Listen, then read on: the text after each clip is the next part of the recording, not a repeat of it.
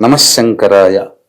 మీ యొక్క కోరిక ఏదైనా అతి శీఘ్రంగా నెరవేరాలి అని అంటే 15వ తారీఖు రోజున మాస శివరాత్రి అయింది.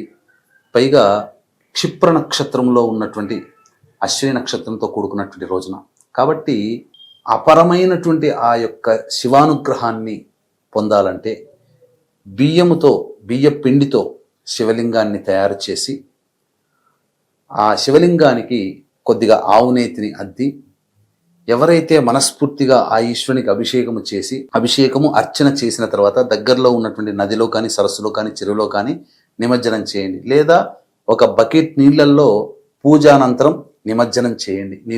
నీళ్ళలో వేసి ఆ నీళ్లు ఎవరు తొక్కని ప్లేస్లో వేసేయండి. తప్పకుండా 27 రోజుల లోపల, అనగా మళ్ళీ అశ్విని నక్షత్రం తిరిగి వచ్చే లోపల మీరు కోరుకున్నటువంటి కోరిక నెరవేరడానికి మార్గం సుగమం అవుతుంది. అలాగే 16వ తారీఖు రోజున శని జయంతి. మేష, మిథున, కర్కాటక, సింహ, కన్య, వృశ్చిక, ధనస్సు, కుంభ, మీన రాశిలో జన్మించినటువంటి వారికి శని దోష నివారణ. కర్మకారకుడు కూడా శని భగవానుడే.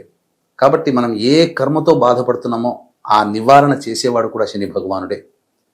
అలాగే మీ జాతకరీత్యా కలుగు విద్య, వివాహ, ఉద్యోగ, దాంపత్య, అనారోగ్య సమస్యల నివారణకి సంబంధించి దోష నివారణార్థమై 16వ తారీఖు రోజున సాయంకాలం 6 గంటలకి సర్వదోష నివారణ పూజలు, హోమాలు జరిపించి శక్తిపాతం చేసినటువంటి కరుంగలిమాల ఇవ్వడం జరుగుతుంది. అవకాశం ఉన్నటువంటి వాళ్ళు మే 16వ తారీఖు రోజున సాయంకాలం 5 గంటలకి కనిపిస్తున్న నెంబర్కి కాంటాక్ట్ చేసి మీ గోత్రనామాదులు నమోదు చేసుకోవచ్చు.